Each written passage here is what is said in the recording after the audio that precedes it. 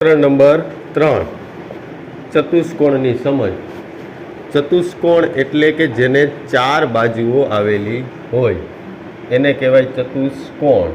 4 બાજુ અને 4 ખૂણા.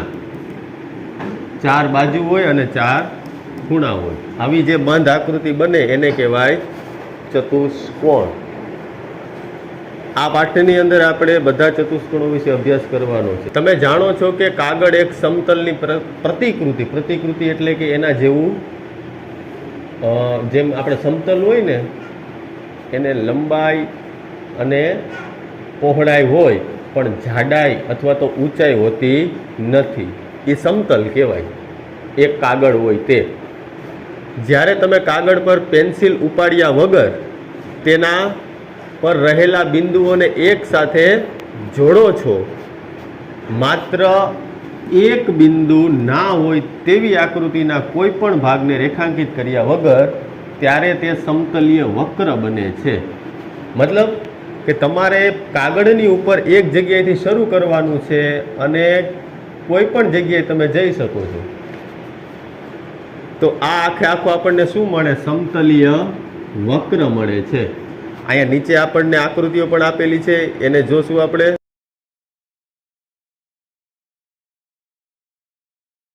બહિર્મુખ અને અંતર્મુખ બહુકોણ, આ એક પૂછાશે આપણે, એટલે આ એક ધ્યાન રાખવાનું કે કોને કોને કહેવાય બહિર્ગુણ અને કોને કહેવાય અંતર્મુખ. તો અહીંયા વક્ર છે, મતલબ કે આ રીતે લીટો દોરેલો છે અને બહુકોણે છે. તો આની અંદર ખૂણાય છે, એક અહીંયા છે, એક અહીંયા છે અને એક અહીંયા છે. આ ખૂણામાં નહીં આવે, સમજાય છે? આ બાજુનો જે ભાગ છે ને તે ખૂણો નથી. પછી અહીંયા વક્ર જે બહુકોણ છે, તો આ એક લંબચોરસ છે, દેખાય? 4 ખૂણા 4 બાજુ.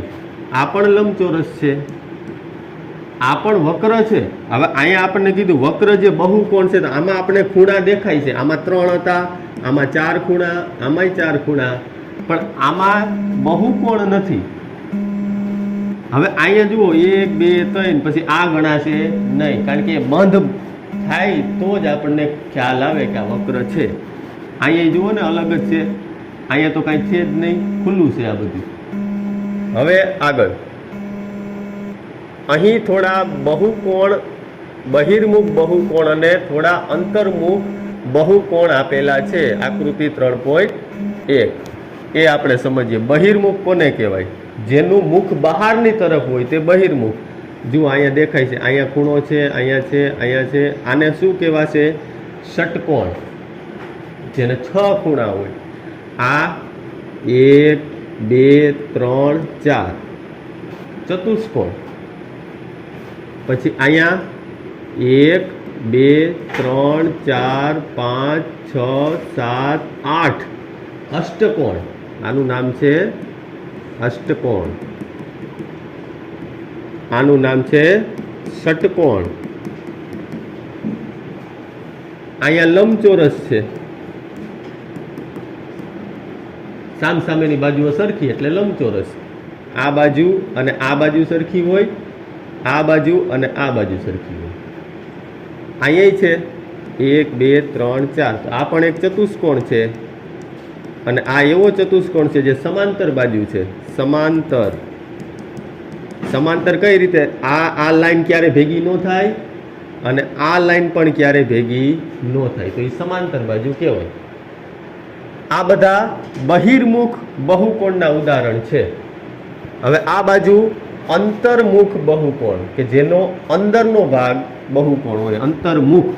તો જો અહીંયા એક ભાગ છે ને, આ અંદરની સાઈડ છે, અહીંયા એક ભાગ પણ અંદરની સાઈડ છે, અહીંયા એક ભાગ અંદરની સાઈડ છે અને અહીંયા પણ એક ભાગ અંદરની સાઈડ છે. તો આ અંતર્મુખ કહેવાશે, બહિર્મુખ કહેવાશે નહીં. આમ જોઈએ તો જ આપણને થોડુંક અલગ લાગે, થોડુંક વિચિત્ર લાગે, એટલે આપણે ખબર પડી જાય કે આ અંતર્મુખ છે અને આ બહિર્મુખ છે. જોઈએ આમાં કીધું, તમે કહી શકો છો કે આ પ્રકારના બહુકોણો એકબીજાથી કેવી રીતે અલગ હોય? જે બહુકોણો બહિર્મુખ હોય છે તેમના વિકર્ણનો કોઈ પણ ભાગ બહુકોણના બહિર્ભાગમાં હોતો નથી.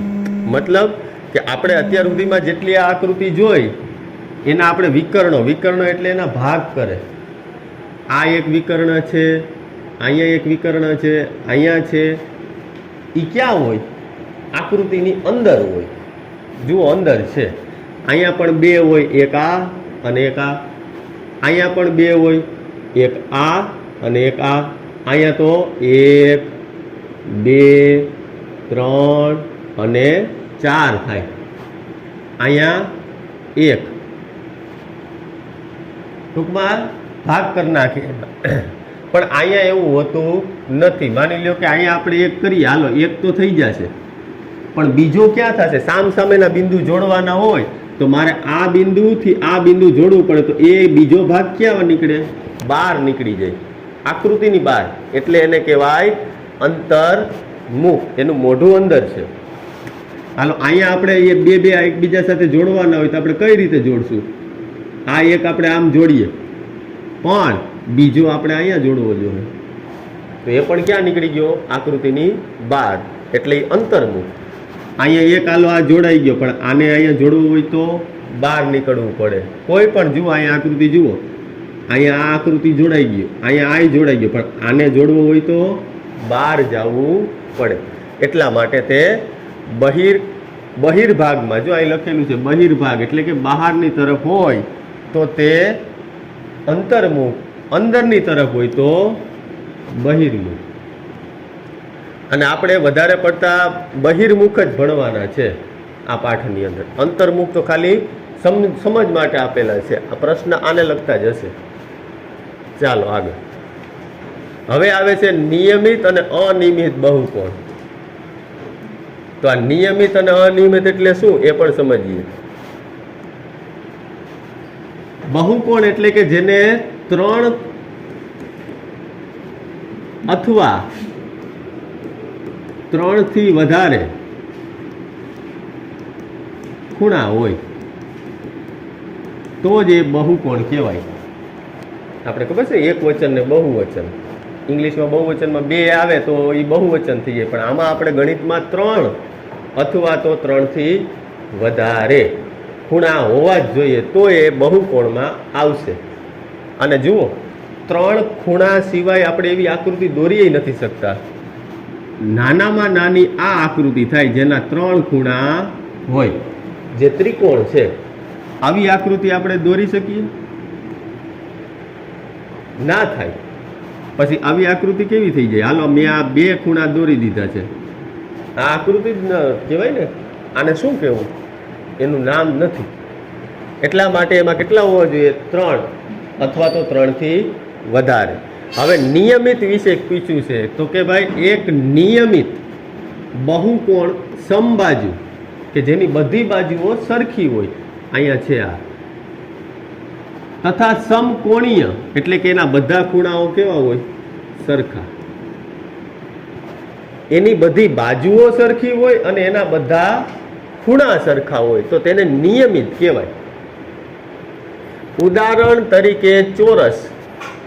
કોઈ પણ ચોરસ લ્યો, અહીંયા આપણે આપેલો છે જો આ ચોરસ. આ ચોરસની બધી બાજુઓ સરખી જ હશે, એના બધા ખૂણા પણ સરખા છે. ચોરસના ખૂણા કેટલા થાય? 90 90 90 90, ટોટલ 360.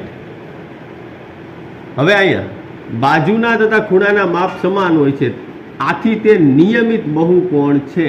જેની બાજુઓ સરખી હોય, જેના ખૂણા સરખા હોય, એ નિયમિત બહુકોણમાં આવે છે. લંબચોરસ છે, અહીંયા આપણને લંબચોરસ પણ આપેલો છે. સમકોણીય છે એટલે કે એના બધા ખૂણા કેટલા છે? જો 90 90 90 90. પણ સમબાજુ નથી. કેમ? કેમ કે એની આ બાજુ અને આ બાજુ તો સરખી છે, પણ આ બાજુ બહુ મોટી છે, બધી બાજુઓ સરખી નથી. એટલે સમકોણ એટલે એના ખૂણા સરખા, કોણ એટલે ખૂણો, પણ એની બધી બાજુ સરખી નથી. શું સમબાજુ ત્રિકોણ નિયમિત બહુકોણ છે? અહીંયા મેં ઉપર દોરેલો છે, આ સમબાજુ ત્રિકોણ. તો હા, ત્રિકોણના 3 ખૂણાનો સરવાળો 180 થાય અને એ 60 60 અને 60ના ખૂણા હોય ને આ બધી બાજુઓ સરખી હોય તો તેને સમબાજુ ત્રિકોણ કહેવાય. હવે આવે છે નિયમિત બહુકોણ. અને બહુકોણ જે નિયમિત નથી. આ બધા જે બહુકોણ છે એ બધા નિયમિત છે અને આ બાજુના જેટલા દેખાય છે એ અનિયમિત છે. જુઓ, આ ત્રિકોણ છે, આય સરખું, આય સરખું, આય સરખું, ત્રણેય બાજુ સરખી, ત્રણેય ખૂણા સરખા. આ છે પંચકોણ. આ સરખો 1 2 3 4 અને 5. બાજુને જોઈએ 1 2 3 4 5 બધું સરખું. અહીંયા 1 2 3 4 બાજુઓ સરખી, ખૂણાઓ સરખા સરખા સરખા સરખા. અહીંયા પણ એમ. આ બધા જુઓ 1 2 3 4 5 6 6 ખૂણા છે, બધા સરખા અને 6 બાજુઓ 3 4 5 ને 6. પણ અહીંયા એવું થતું નથી. અહીંયા આ થોડીક ટૂંકી છે, આ લાંબી છે, આ બધાયથી લાંબી છે ત્રિકોણમાં. અહીંયા પણ એમ છે. એટલે આ બહુકોણ નિયમિત ન કહેવાય. આ બધા નિયમિત કહેવાય, બધા સરખા. ચાલો આગળ. હવે આવે છે સ્વાધ્યાય 3.1. અહીં તમને કેટલીક આકૃતિઓ આપેલી છે. એ આકૃતિઓ ઉપરથી આપણને પ્રશ્ન પૂછેલા છે. હવે અહીંયા પ્રત્યેકનું નીચે દર્શાવેલ આધાર પ્રમાણે વર્ગીકરણ કરો. આપણે સરળ વક્ર એ આમાંથી વક્ર કોણ કોણ કહેવાય એ આપણે કહેવાનું છે. તો સરળ વક્રમાં પહેલી આકૃતિ આવશે, બીજી આવશે, પાંચમી આવશે, છઠ્ઠી આવશે અને સાતમી આવશે, જેને સરળ વક્ર કહીશું આપણે. પહેલી, બીજી, પાંચમી, છઠ્ઠી અને સાતમી. તમે ધ્યાનથી જુઓ, આમાંથી રહી કોણ ગયું? જે બાકી રહી ગયું એ. એક આ 3, એક આ 4, એક આ 8. આને જોતા જ આપણને ખબર પડી જાય કે આ તો આ સ્ટાર છે ને આમ વર્તુળની અંદર વર્તુળ ને અહીંયા તો ડમ્બેલ્સ જેવું બનાવેલું છે, ઓલું વજન ઉચકવા વાળું. તો આવું કઈ આકાર હોતા નથી. બાકીના આકારો તો છે. પછી બીજો પ્રશ્ન, સરળ બંધ વક્ર કોણ છે? કે જેમાં બધું બંધ હોય. તો એમાં પણ પહેલી આકૃતિ, બીજી, પાંચમી, છઠ્ઠી અને સાતમી આ બધું પેક છે. આને જુઓ, આને જુઓ, આ અને આ બધા પેક કહેવાય. તો એ પણ આપણે શેમાં આવશે? સરળ બંધ વક્રમાં. પછી બહુકોણ કોણ છે આમાંથી? કે જેને બહુકોણ હોય. આ આકૃતિઓમાં બહુકોણ થશે 1 2, બસ આ 2 જ થશે, પહેલું અને બીજું. કારણ કે બીજામાં ક્યાંય બહુકોણ થતા નથી. વર્તુળમાં બહુકોણ ન હોય અને આમાં તો એક ખૂણો જ નથી. પછી બહિર્મુખ બહુકોણ કોણ છે આમાંથી? કે જેનું મોઢું બહાર હોય. તો એવો માત્ર ને માત્ર એ 2 જ છે, બીજા નંબરની આકૃતિ. અને અંતર્મુખ માટે માત્ર ને માત્ર એક જ જવાબ. આ પહેલી આકૃતિ એ અંતર્મુખ થશે. યાદ કરો, એના વિકર્ણો 12 હોય. સામ સામે બિંદુઓ જોડો તો એ 12 નીકળે. આ બધાના ક્યાં થઈ જાય? અંદર. એટલા માટે તે બહિર્મુખ છે. આના થાય 12, એટલા માટે તે શું થાય? અંતર્મુખ. હવે પ્રશ્ન નંબર 2, નિયમિત બહુકોણ એટલે શું? એવા નિયમિત બહુકોણના નામ આપો જેમાં 3 બાજુ હોય, 4 બાજુ હોય અને 6 બાજુ હોય. તો નિયમિત બહુકોણ એટલે જેના ખૂણા અને બાજુઓના માપ સરખા હોય તે નિયમિત બહુકોણ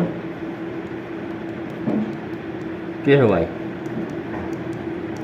જેના ખૂણા અને બાજુના માપ સરખા હોય તે નિયમિત બહુકોણ કહેવાય. 3 બાજુ હોય તો એનું નામ આપણે શું આપી શકીએ? બધું સરખું હોય તો સમ બાજુ ત્રિકોણ. 4 બાજુ હોય ને શું આપી શકાય નામ? ચોરસ. અને 6 બાજુ હોય એનું શું નામ આપી શકાય? નિયમિત ષટકોણ. આ રીતે આપણે આના જવાબો લખવાના. ચાલો આગળ વધીએ.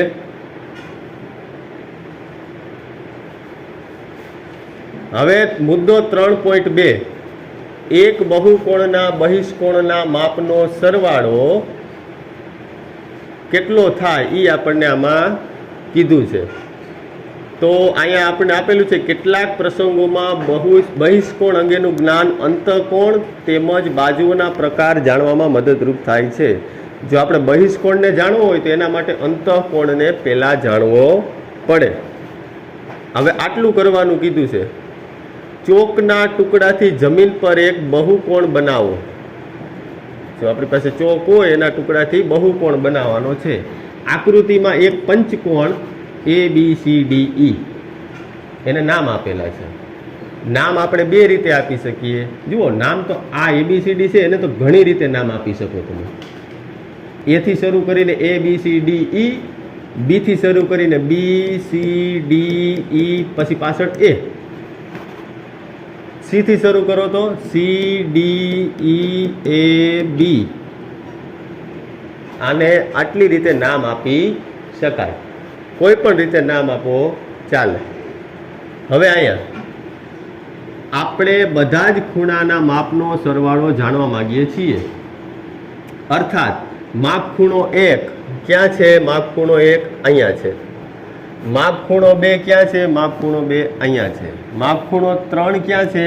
તો માપ ખૂણો 3 અહીંયા. માપ ખૂણો 4 અહીંયા. માપ ખૂણો 5 અહીંયા. આ બધા ખૂણાઓનો સરવાળો જાણવો છે. હવે અહીં શું કીધું છે? શિરોબિંદુ A થી શરૂ કરીને, શિરોબિંદુ A અહીંયા છે, અહીંથી શરૂ કરવાનું, AB તરફ આગળ હાલવાનું. હવે B ક્યાં છે? તો કે અહીંયા. તો આમ જવાનું છે. પછી શું કીધું? શરૂ કરો. B પર પહોંચ્યા બાદ તમારે માપ ખૂણા A પર વળવું પડશે. B ઉપર પહોંચી જાઓ પછી પાછું ક્યાં વળવું જોશે? A ઉપર વળવું પડશે. માપ ખૂણા 1 ઉપર અહીંયા વળવું પડશે. જો અહીંયા.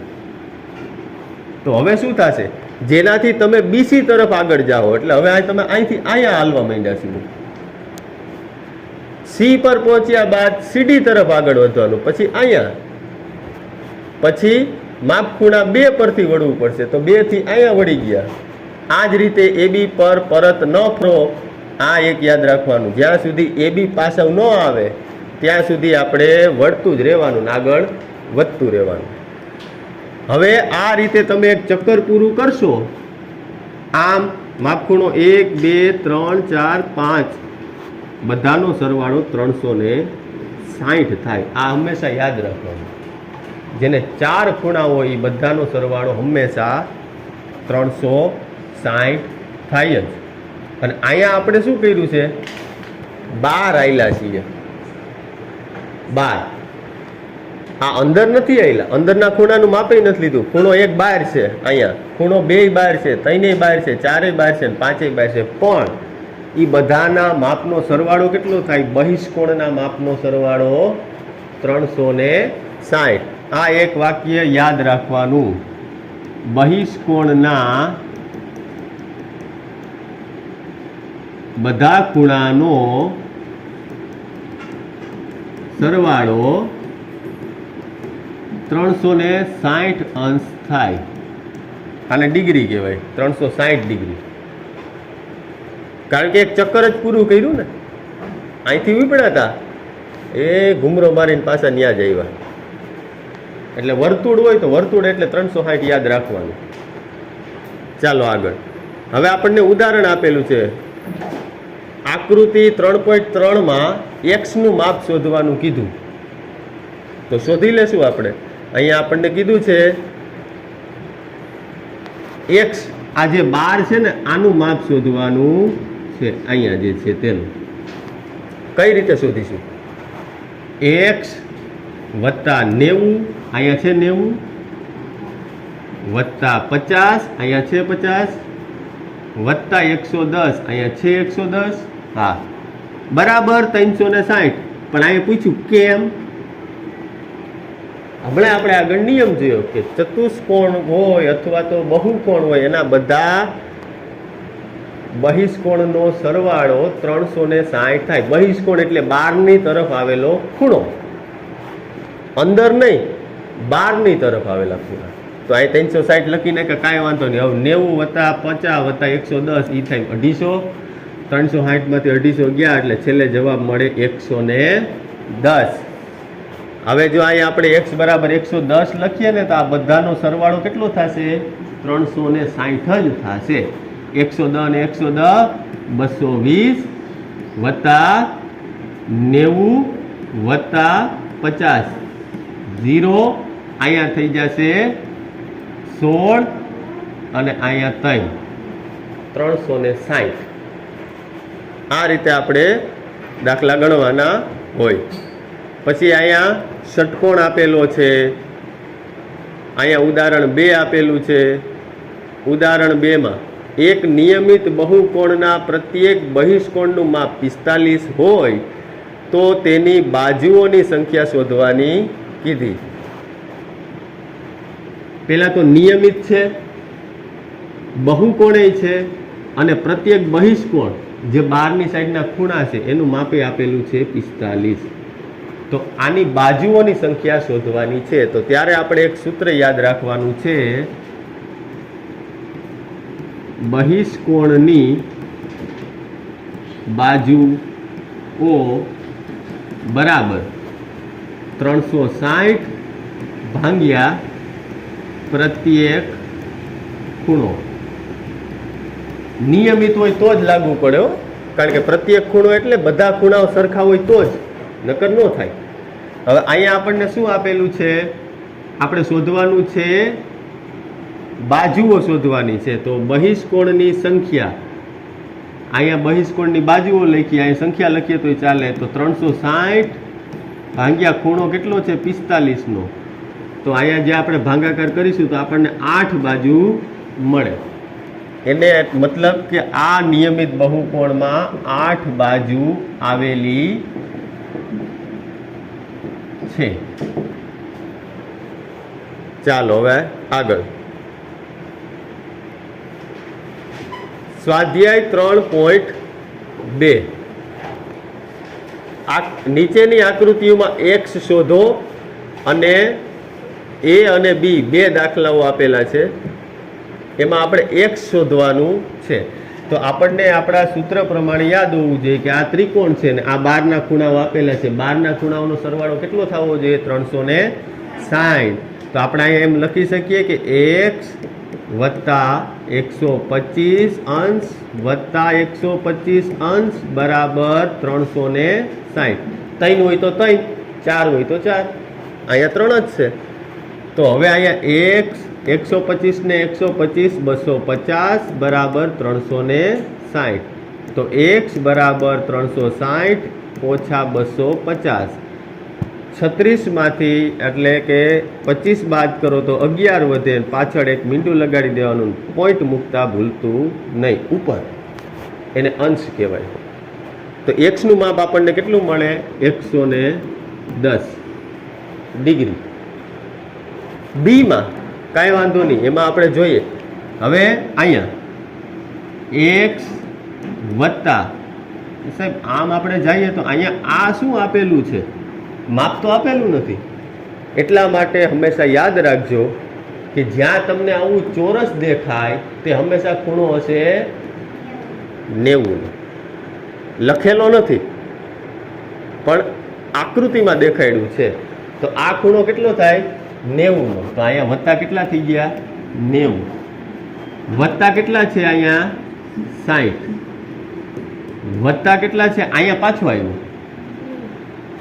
90 વત્તા અહીંયા કેટલા છે 70 બરાબર કેટલા થશે 360. હવે આ બધાનો સરવાળો કરવાનો છે. 360 માંથી બાદ થશે 360 ઓછા 310, તેથી x બરાબર 50. આ રીતે આપણને બીજા દાખલાનો જવાબ મળે, પહેલાનો બી.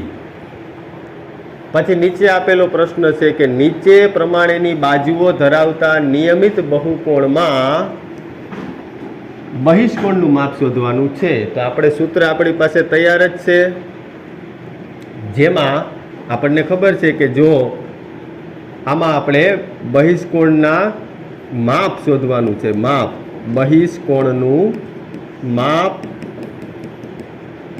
બરાબર 360 ભાગ્યા બાજુ.